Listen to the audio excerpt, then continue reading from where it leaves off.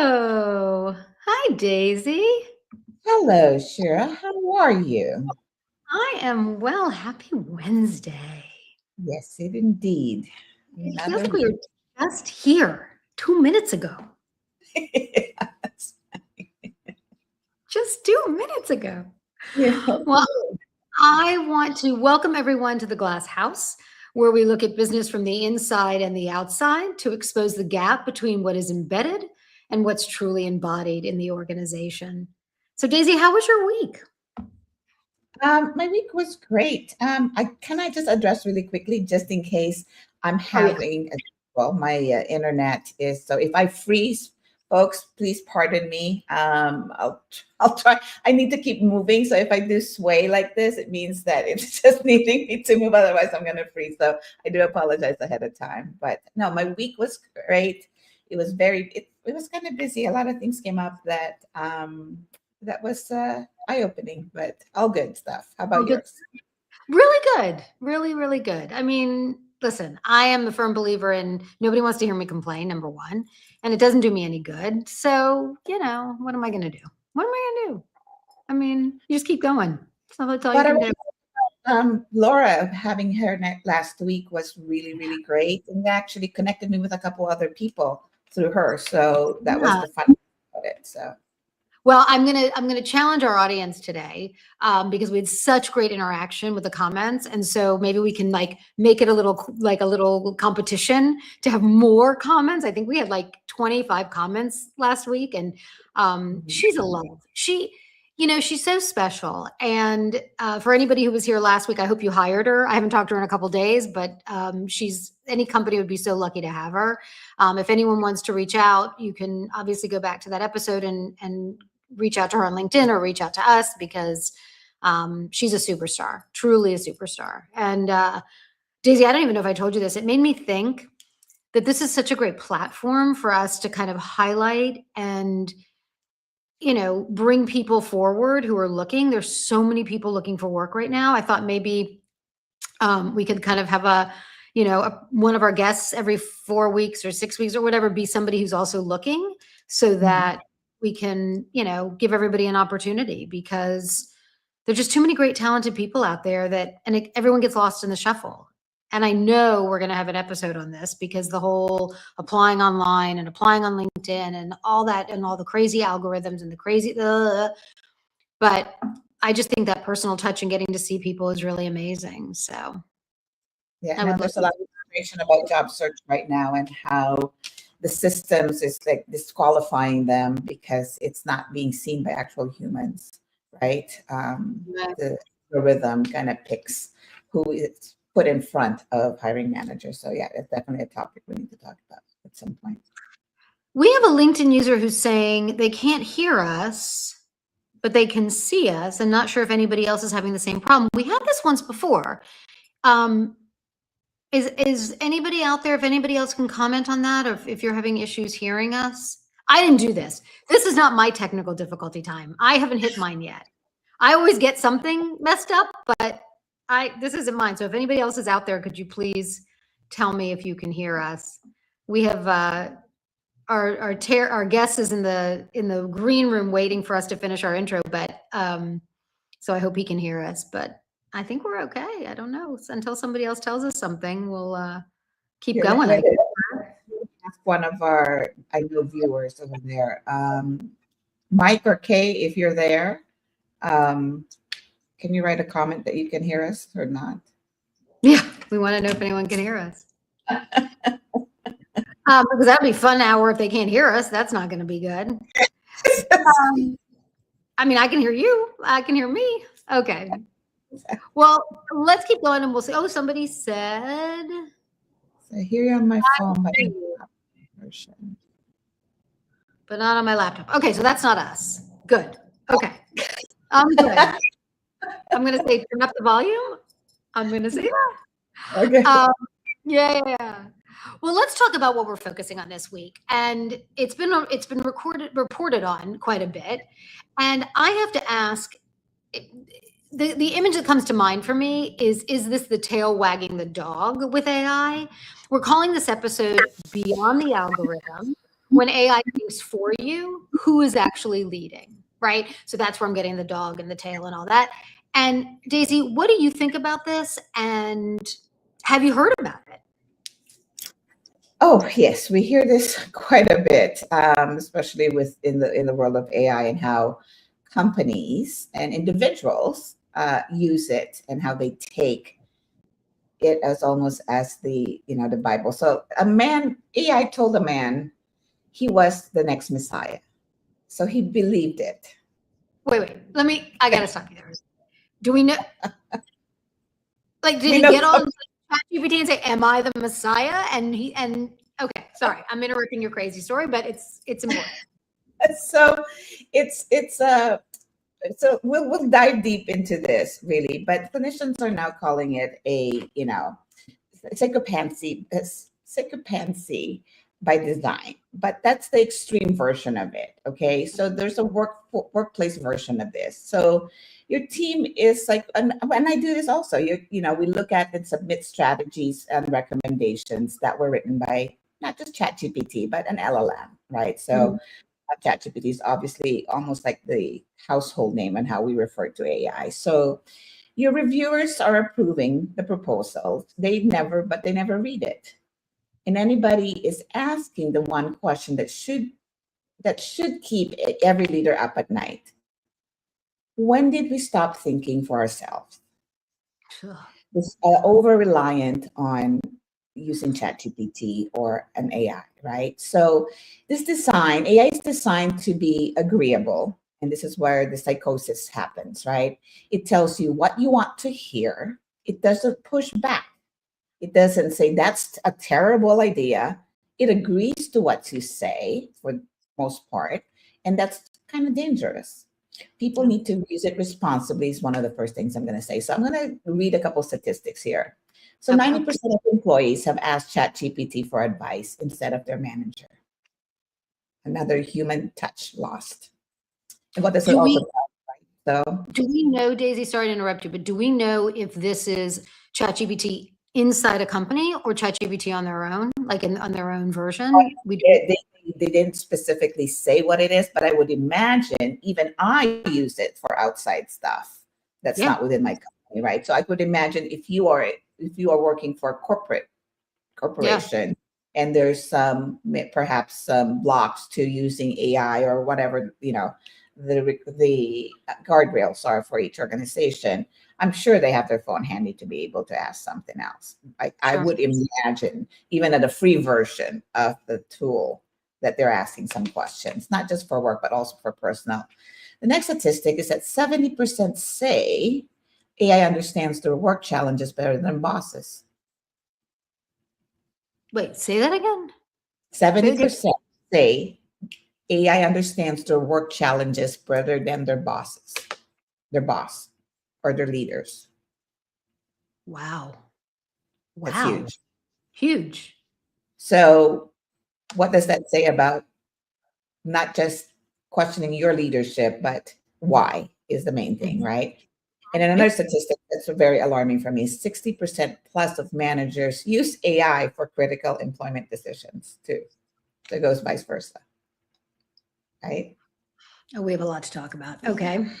There's a lot to unpack here. And then 1 out of 5 managers make zero decisions with zero human input. 1 out of 5. Wow. Managers. That's 20%.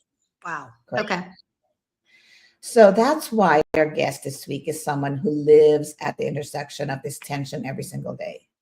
Terry Trafton uses AI-powered strategy tools and simultaneously trains leaders in emotional intelligence, number 1, and psychological safety. He knows exactly where the line is between AI as a tool and AI as a crutch. Terry is president of iBoss Well and brings more than 25 years of experience across businesses, healthcare, and mental health. He specializes in leadership, development, emotional intelligence, psychological safety, and strategy execution.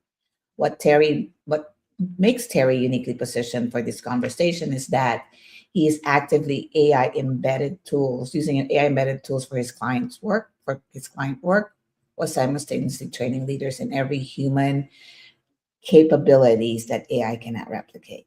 So Terry, welcome to the Glass House. Thank you, Daisy and Shara. It's so good to see you guys today and get in on this conversation. I know it's a hot topic right now. So unbelievable. Welcome, welcome. So tell us about, we gave you, our intro of you, but tell us something else. What else do you want to tell us about yourself? I love leaders come and organizations come to me to help them figure out the problem, right? And help them solve for culture. And we know that, I think Daisy had some really great statistics there about how leaders, how people, employees are using AI to deploy work. And I think there's some unpacking we could do with some of those stats you listed, Daisy, but, really helping people figure out like, what is it that we need to be focused on and doing? And then what are the challenges that we need to be addressing? And so really just trying to help unpack all that with leaders and organizations and move through the change process, right? That's sometimes a bad word because we know that people don't always like change. And so AI is changing everything for us, right? It's throwing it up in the air and giving us all kinds of new ways to maneuver. And even in the strategy management and area and implementation, we have to think about like how to use the AI tools so that they are not replacing the work we're doing, because there still needs to be critical thinking. There still needs to be an analysis of what are the top issues that people are wanting to focus on, and then helping them build that plan out and not just relying on the AI. The AI is lovely because it can take the data, a lot of data, right? And kind of discern it and help boil it down for us. But even with that, I have found that we have to be critical about what it is saying. And not everybody is, right? Some people take it for truth and run with it. And you're just like, wait a second, hold on. Part of the work we do is as asking the hard questions too, right? So making sure that we're able to do that. And so, I'm just seeing a lot of leaders, a lot of organizations really trying to pivot through the hard times. There's lots of drama going on in the world, right? And we have to deal with that every day and help people maneuver through that. And, we love at iBosswell to focus on for-purpose organizations. And so what does that mean? How are people living their purpose and mission? And how are they moving that forward in the organizations and in the communities that they're serving, right? So a lot of human aspect to everything that we do. And as I am actually a licensed clinician, administrator, executive, and my past versions of myself. And so I have to be thoughtful about, and I'm always wanting to be thoughtful about like, well, what does this mean? And let's make sense of it. Because, AI is a tool, feedback is also feedback, right? And we have to make sure that we're being critical and thinking about things. I love that. I am listening to a podcast that's new to me that I heard about. I wish my day could just be listening to podcasts because every day I get new ones and I'm so excited. This one is hosted by Alan Alda, and he's doing this as a not-for-profit. Of course, I can't remember the name right now, but he's got a foundation that is helping people. It's unbelievable. If you just go to your podcast place and put Alan Alda. And the episode that I listened to this morning was about mattering. This woman who talks about mattering. Do I matter? Do you matter? And it's fascinating. And that as humans, we are the only species that cares whether or not we matter. And that was what I was just thinking about when you were talking about that. But Daisy, I know this is huge for you. So yes, this is actually a very interesting topic for me. And, the topic also is beyond the AI algorithm, right? And so I'm going to ask you a question. I'm going to make 2 points, and then I'd like to hear your take on this one. So off the bat, the question I have is, what parts of your external presence are you letting AI handle that actually need a human touch, right? So from my point of view, being in the outside, and Shira has year, and I have this inside outside thing, is that the first point is AI is building your reputation, whether you like it or not. Every website, every review, every LinkedIn post, every news mention, AI is pulling it all together to answer questions like, is this company legit or should I work there? Right? That's point number one. AI doesn't curate, it aggregates. If there's a gap between what you say on your website and what employees say on Glassdoor, AI will surface that gap to anyone who asks. The next thing that's very visible to me, this being visible is not the same as being worth finding. Let me just do that differentiation, because I am in the marketing side and Chirasis is also in the inside part, is that visibility without substance is a liability. Showing up and being worth finding are two different things, meaning that you can optimize AI for visibility. That's visibility. You can show up in ChatGPT as recommendation, but if someone finds you and you suck, to lack of a better word, that's worse than being found at all. Make sense? Oh, wow. Does your messaging match what AI is recommending? Right? So your outside needs to also tell your authentic self and the service or whatever it is that you're bringing. Another point is that the mirror doesn't lie, right? So meaning that when your marketing says people first culture, but your Glassdoor says it's a revolving door, AI picks up on both sides. It shows both. And increasingly, it shows employees' versions first when you do a search versus what the company is saying, which means visibility creates, the visibility AI creates reflects everything, including the internal disconnects that leaders would rather keep hidden.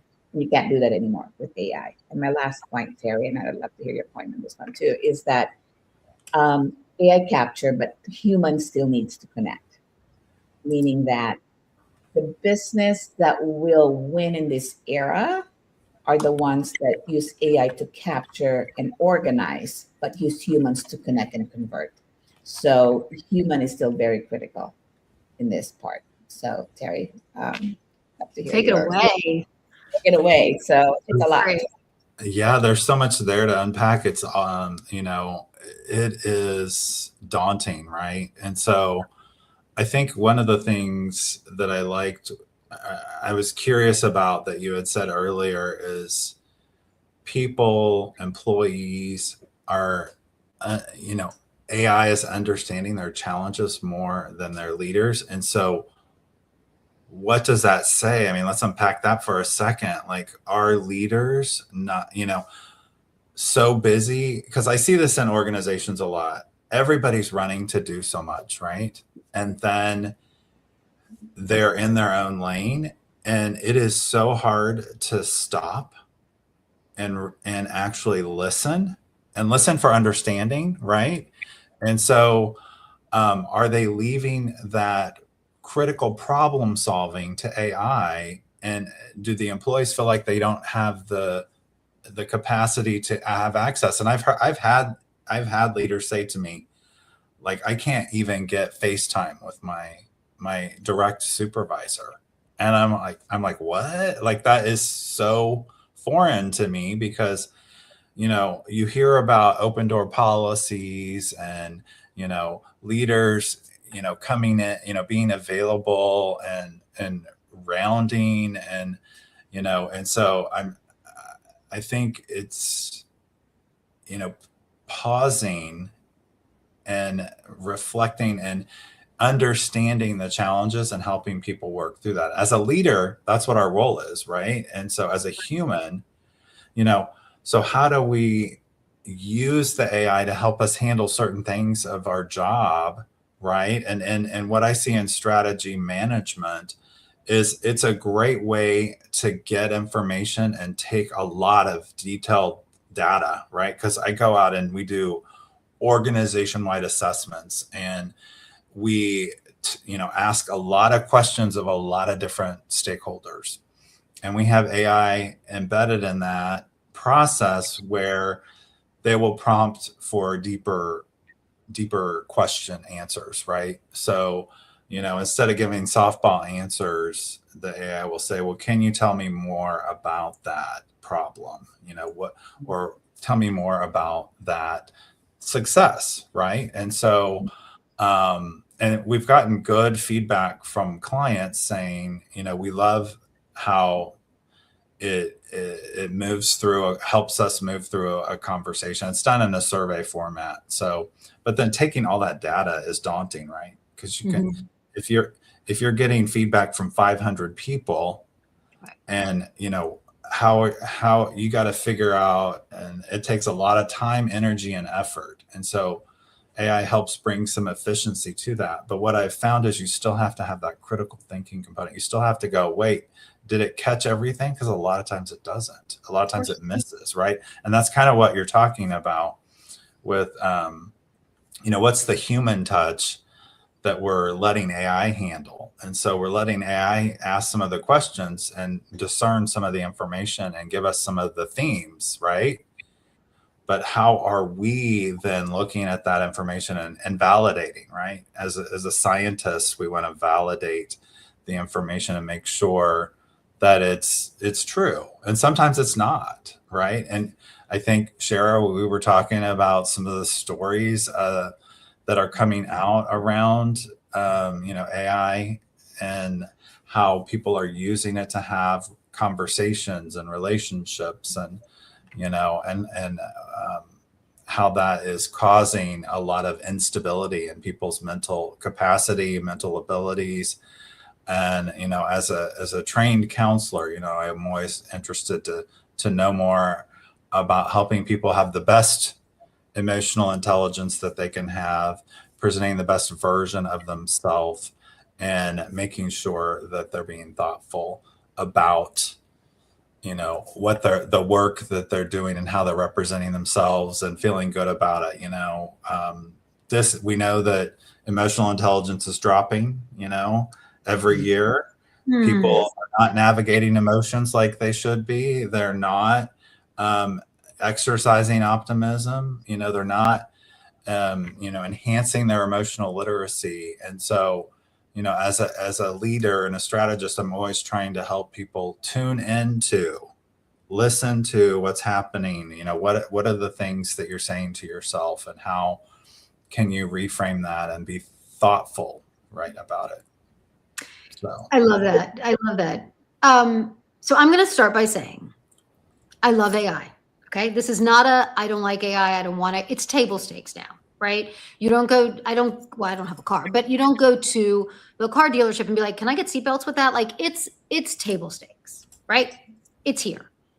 And I love it. And I use it every single day. It is the most phenomenal tool, especially as a small business owner. It's phenomenal, the things it does. And here's my take on this, because at Engage 3P, we are launching something that I've been working on. I could say I've been working on it my entire career, but for a while now.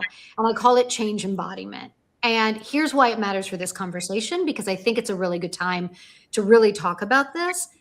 I have done traditional change management forever in one way or another. And traditional change management measures, was it installed? Did we do the training? Did we deploy the system? Did we hit certain metrics? Did the roll date happen?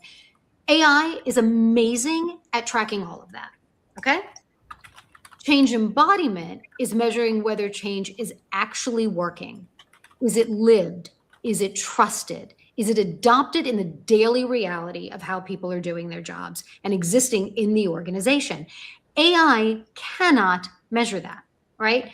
Because as both of you just said, that requires reading the room. Okay. And that's not, maybe in the future, maybe in our lifetimes, but you can't automate that moment when somebody says, oh, I'm fine. And their face is absolutely no, they're not. Right? A prompt can't hear a tone. The fact that we're hearing that leaders are not giving face-to-face is a bigger problem. And that's scaring me.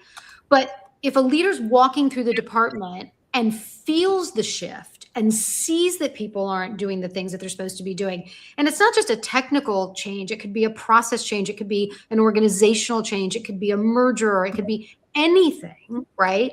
That's where this is so critical. So Terry, this is where, again, I want to get your take on this. You're using these tools, as you said, right? But you're also training these leaders in emotional intelligence. So where do you see the line in the work that you're doing in exactly this vein? Because a human can't always be in the room, right? And so what is it that is going to make a difference so that we're leveraging that effectively?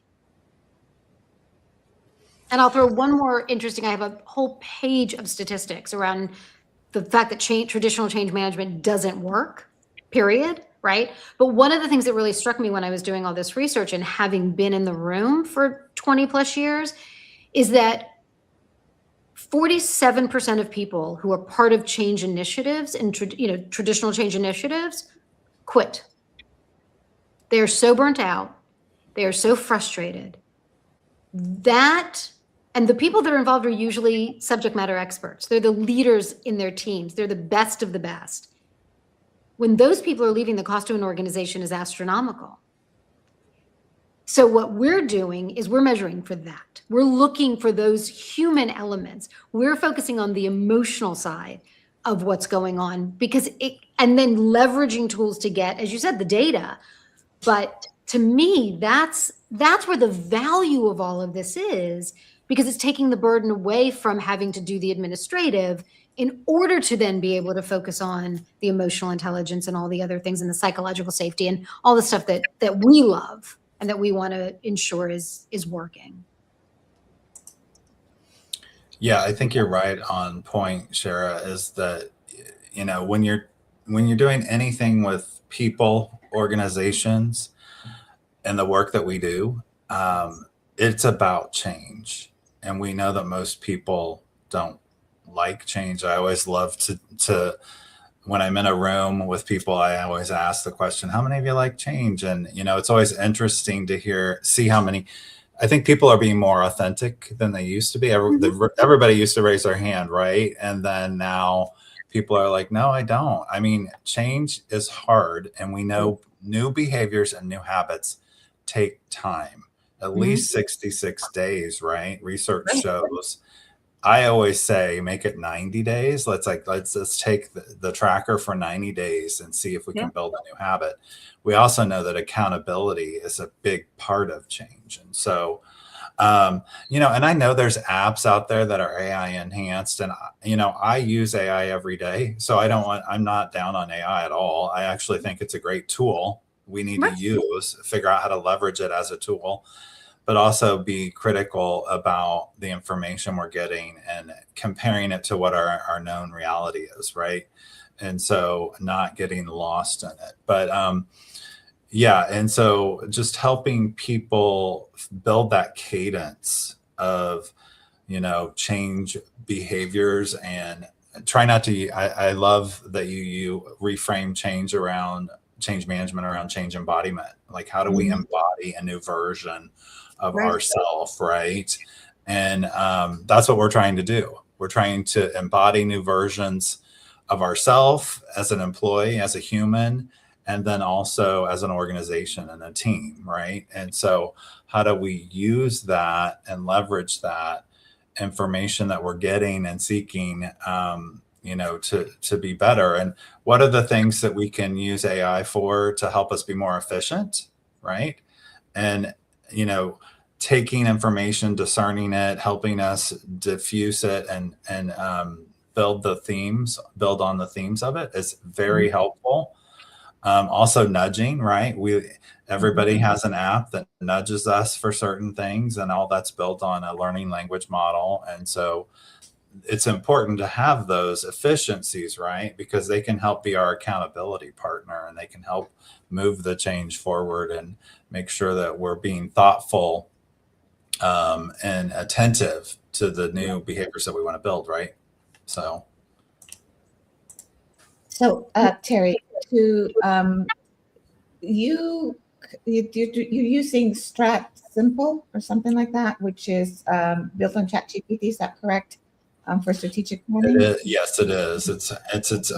They've built it on top of ChatGPT, and I guess that you can do that with ChatGPT now.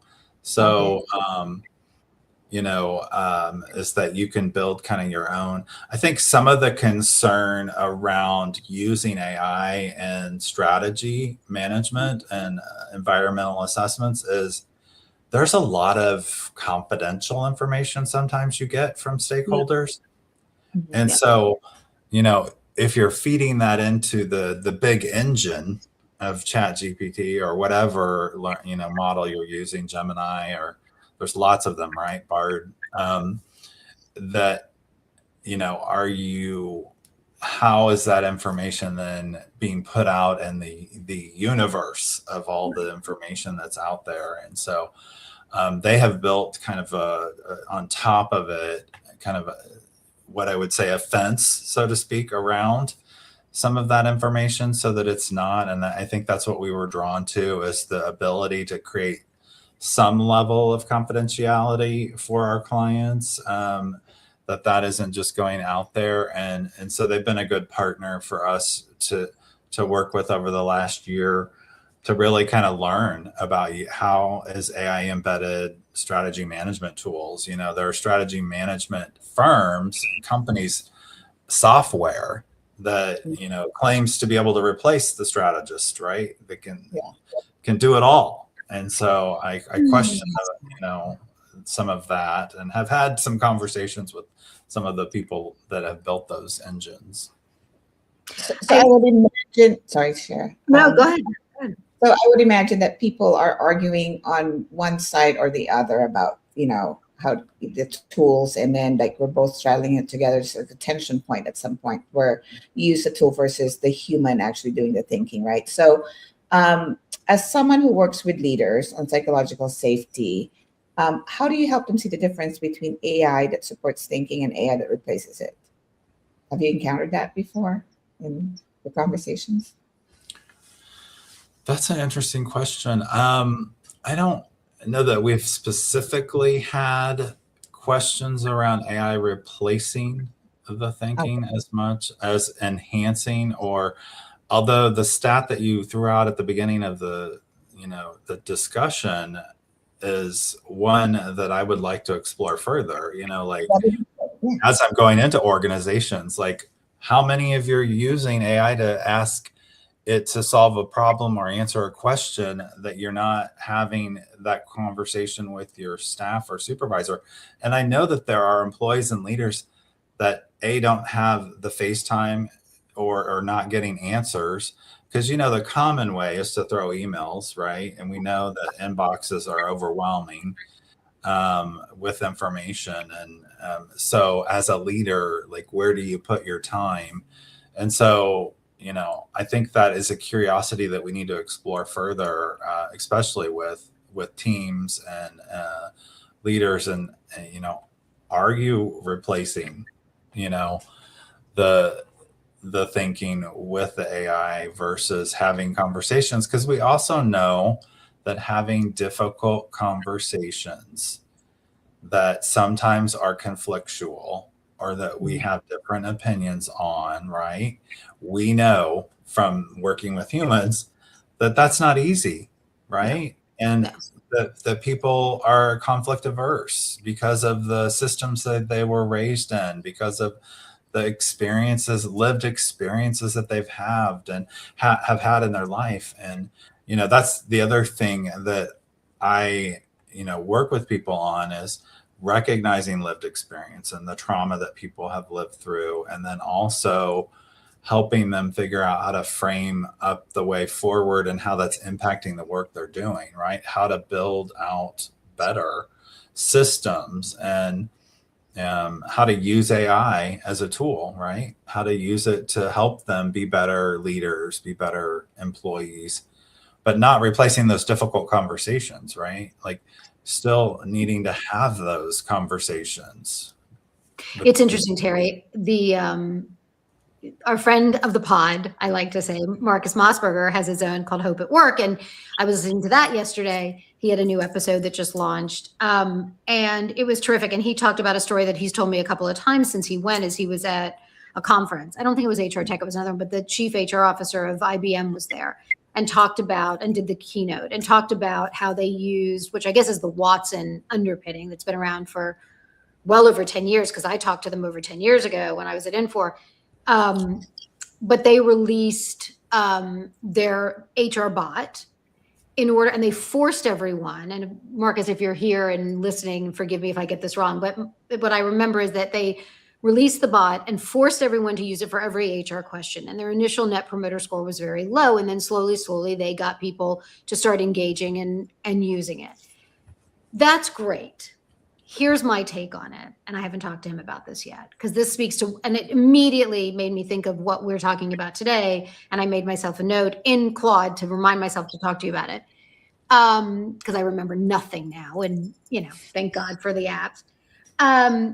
What really concerns me, especially when it comes to HR, and especially in the world that we're living in today, where we don't have conversation anymore, that we are so polarized in our thinking about everything. And I think that is bleeding into the way that we approach everything. Oh, you don't like eggs? I like eggs. Eggs are the thing. You have to have eggs. Like, I think that it is just, it's become like this craziness of opinion, right?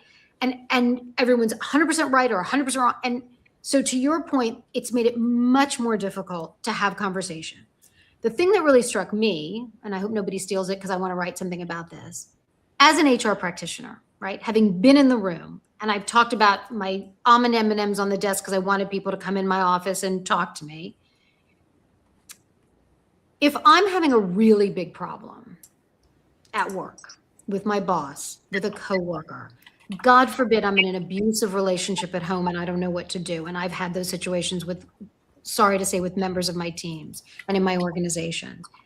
If I'm facing something that I'm so ashamed that I don't know who to talk to about it, if I'm forced to a computer to do it, I think the first thing that comes to my mind, and you said this, Terry, I'm not putting that in anybody's computer. I'm not typing that into some data set that somebody's going to have. That's the very first thing that comes to mind for me. I'm not going to tell my boss on a computer that I'm in a bad relationship or whatever it is, right? Even if it's not extreme, I'm afraid that then they have something that they could potentially use against me down the line. So this statistic or this thing that people are not in front of their managers, they're not building relationships. I would hope that what this incredible new technology is doing is creating so much more opportunity for conversation, for empathy, for compassion, for conversation, not making it worse, not relegating the harder conversations to that. Teach people, give them the ability to learn how to have harder conversations. It's not easy. No. I think we can be better. I think that that's where I want to see us go with all of this, not to relegate HR in particular, right? That to me is not, how many days off do I have?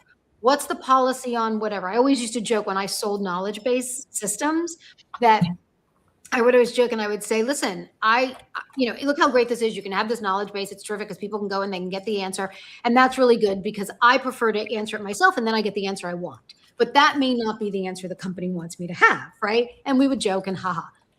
That's great for transactions. That's great for black and white. It's not good for the nuance.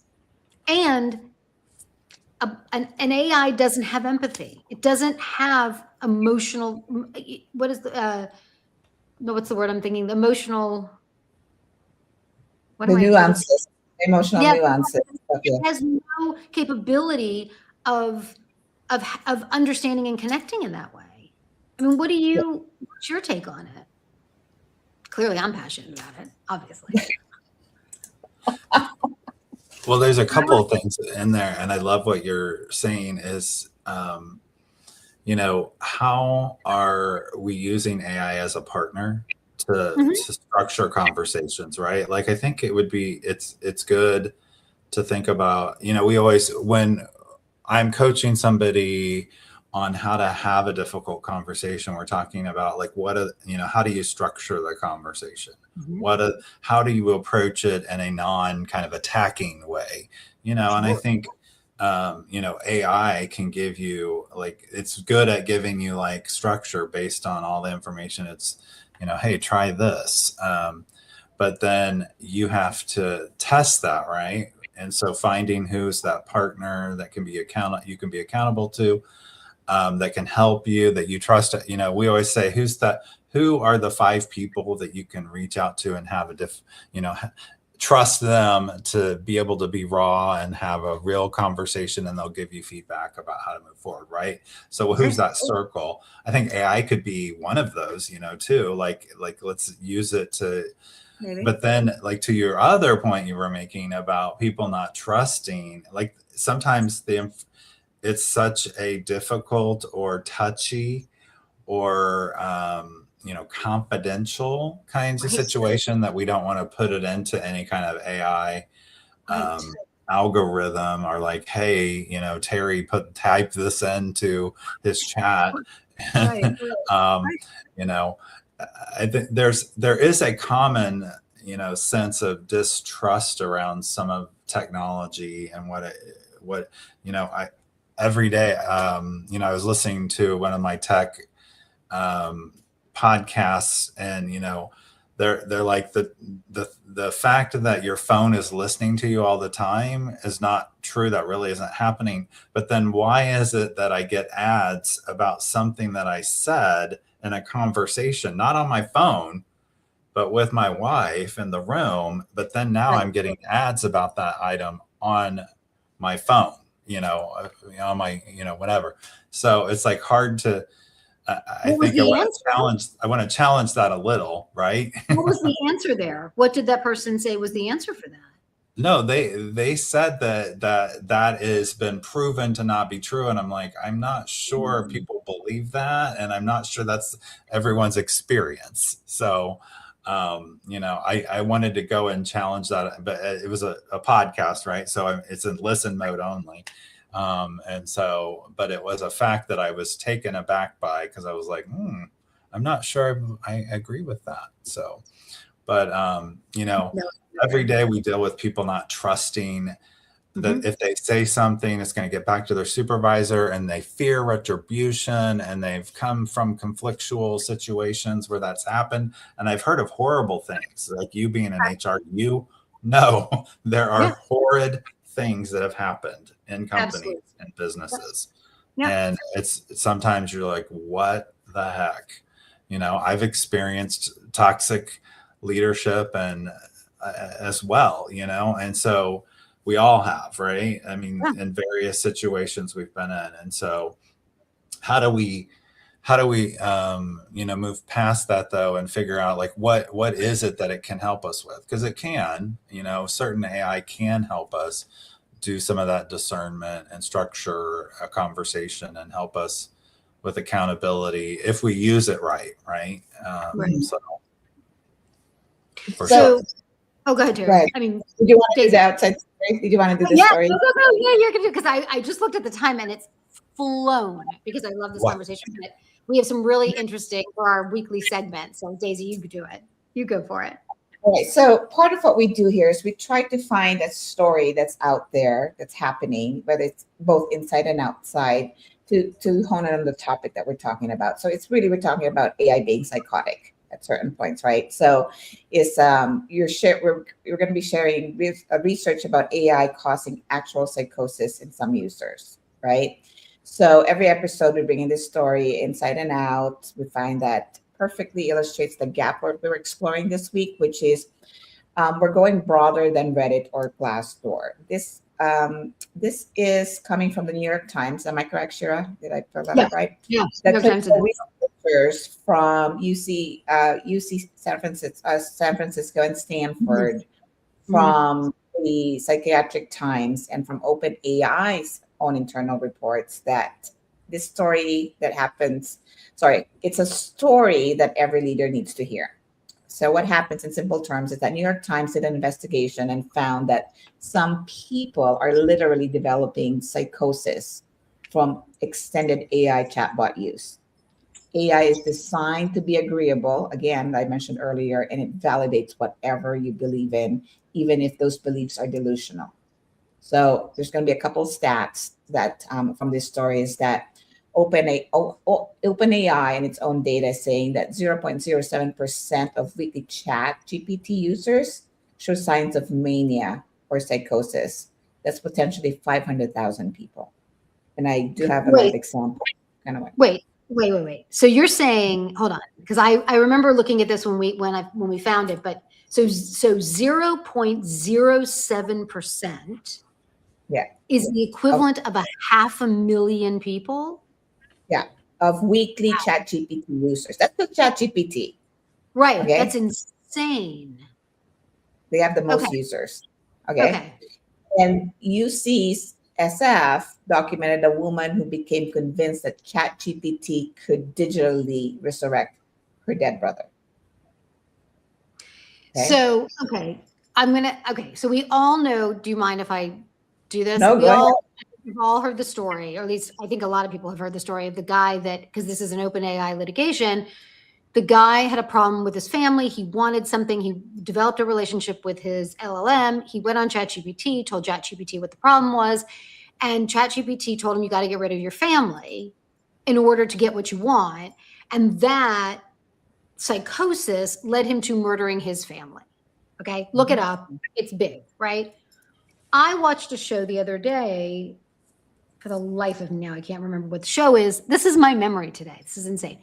The woman created a bot of her dead husband. Oh, it's that weird show where the people were in prison and then they thought they had been executed, but they were really I don't know. Anyway, she created a bot of her. It was a company that created bots of dead people that you can still talk to, because they gather all of their social media, everything, blah, blah, blah.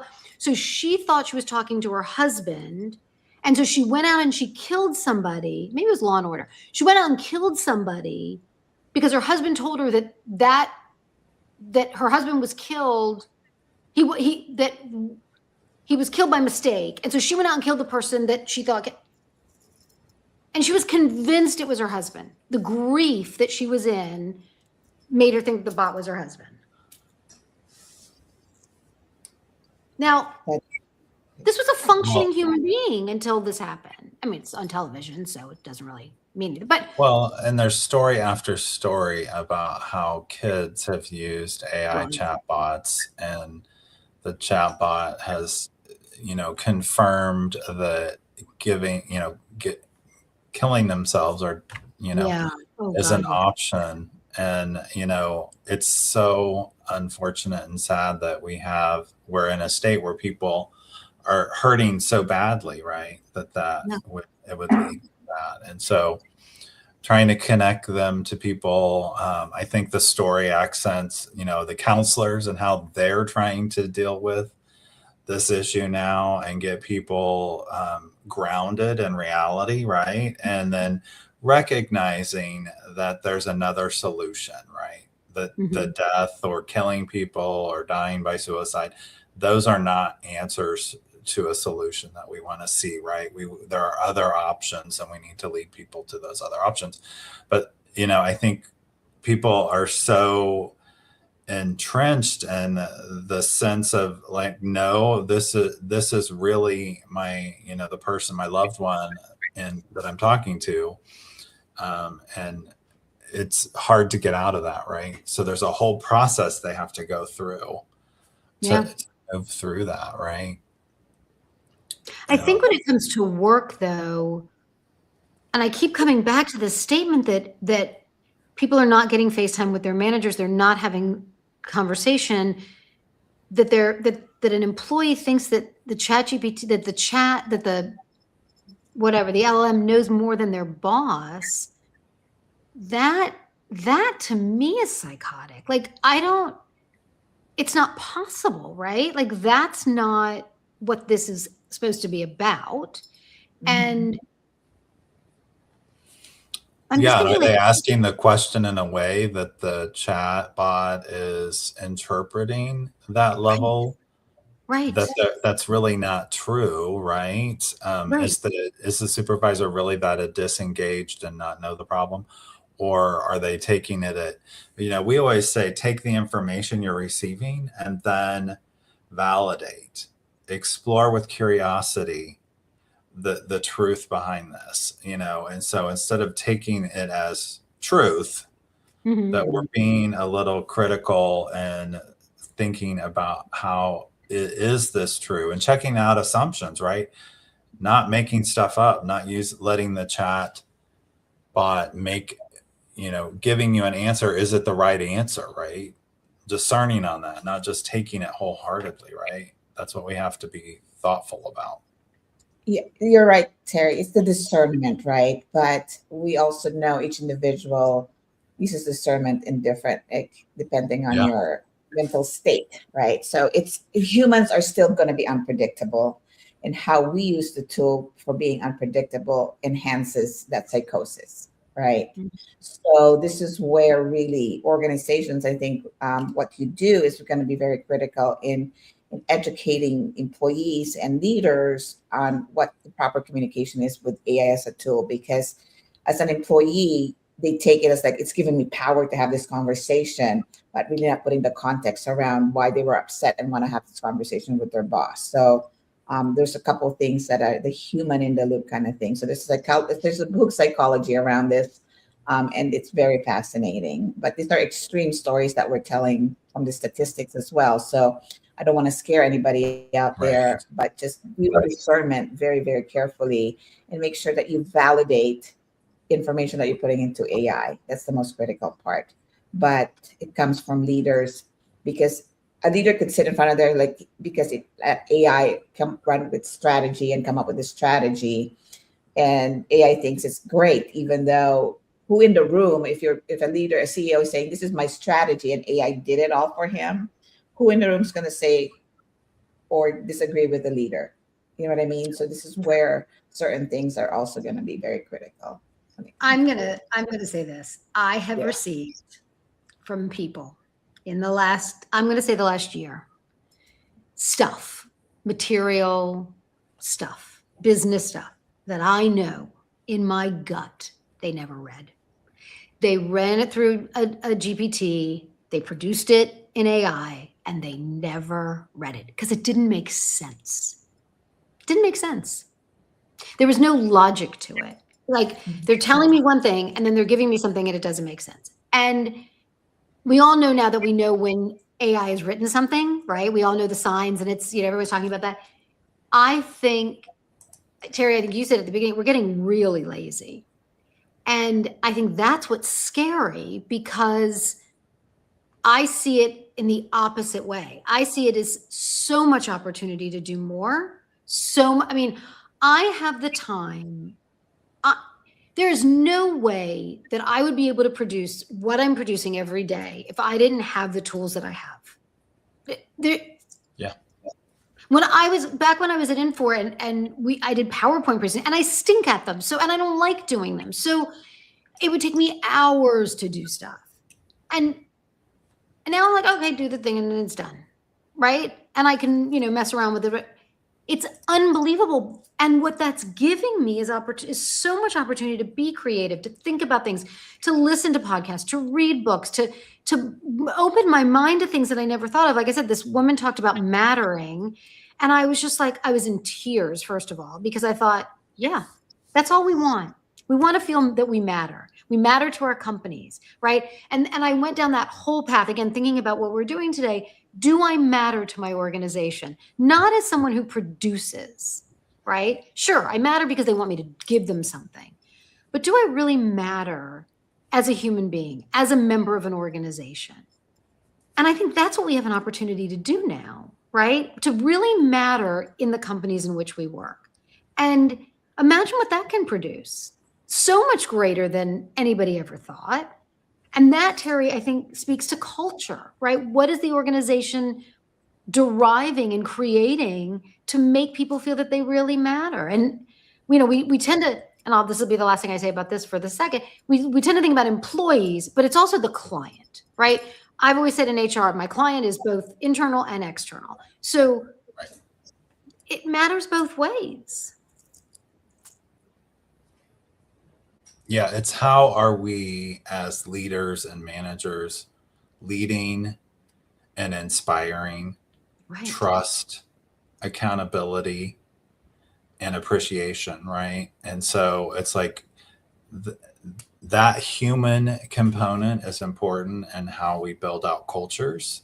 Right. And to your point, we have so much information coming at us. It's like, it's not choosing between artificial intelligence, AI, and human intelligence. It's really about how do we hold both data and humanity together, using them for the benefit, right? For the efficiency and the effectiveness that we want to be, and creating the culture that we want to create in organizations and on teams, using all of those things together to have that space, right? I mean, that's what we ultimately, I think, are striving for, to create those better cultures where employees and leaders feel empowered to do the work they need to do, and have the tools they need to do them, right? And then feel appreciated about it. So is there a way for using AI to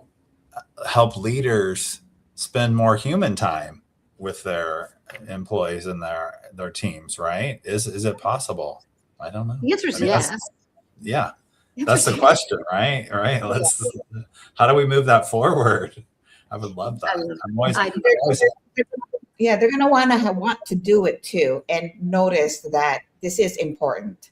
That's the biggest thing with leaders, right? So on the inside, there's a lot more human things that needs to happen for the things that you guys do. From the outside part, what I also teach is like, be authentic, and that when AI looks for recommendations, AI actually is looking for human answers, which is the interesting part of it. And so it also knows for recommendations on the outside, is that it knows when the response is very AI, that it doesn't, because AI wants to give the actual human experience and answer, so that they can make the decision or discernment on which recommendation they would go with, right, as it recommends it. Because it still needs to, it's taught to look for those answers, is what my point is. And inside, people are thinking, no, AI is going to do everything, so it doesn't reflect on the outside too. So there needs to be a balance in there, and this is where both what you do is really, really important for organizations and leaders, is to help them understand that. So I thank you for all the hard work that you guys are going to be challenged to do when you actually do the meetings with the leaders. Mine is a little bit kind of easier. It's like, you can't be behind marketing anymore. So make sure your internal people are giving me the right information so that you can be seen properly. So I will end with that one. I can't believe we have gone through this hour so quickly. And Terry, I want to just give you an opportunity for people that want to reach out to you and the work that you're doing at the funniest company name ever, iBossWell. What's the best way to reach you? Is it on LinkedIn? Obviously, the LinkedIn is here. Yes. All of the above is what we say, right? LinkedIn, right. You can link in with me. I have lots of people that follow me, and then also reach out to me on message. You can also email me at admin@ibosswell.com. Visit our website, ibosswell.com. Obviously, we're here to help for-purpose organizations move strategy and organizational development together. We need all of the three concentric circles, right? Strategy, implementation, and culture to move forward organizations into excellence. And so part of that is that human component, and how are we using the tools that we have at our disposal, AI being one of them, to move forward the human aspect, so that people feel more engaged about the work they're doing, right? And feel good about it, productive, and engaged, all the things that we want to see, right? Because we know more and more people are disengaged with the work they're doing and unhappy and not doing it. So let's find that reason why you do what you're doing, right? Let's help you get there. So thank you I love this conversation. Thanks for letting me be with you today. Oh my God, it's our pleasure. I want to say, in the remaining seconds that we have left, how to reach me, how to reach Daisy, obviously on LinkedIn. We've got all of our links that are up here. I say this every week. If you want to be a guest on our show, we would love to have you talk about it. Doesn't have to only be about AI, right? We keep coming back to this because it's so prevalent and there's so much out there. But we really want to talk about, what's going on and what's embedded both on the inside and the outside of your organization, and how do we make it better, right? We do have this opportunity. We have so many more ways to communicate, so many more ways to get messaging out there, so many more ways to learn how to not be polarized and figure out how we can be better, right? Terry, is that what you say? What do you say? Do better? No, not do better. Be better. Be better, is that what you say? Yeah. Be happier, be more engaged, be well. Be well. Yeah, be well. As always, thank you, Daisy, my dear friend. It is a pleasure. Terry, thank you for being with us. It's wonderful. And we will see you back next week, same time. And please reach out to us, talk to us about anything that you found interesting today or not interesting. And we just want to hear from you no matter what it is. Have a great week, everybody. Thank you. Thank you, Terry. Take care. Thank you. Bye-bye.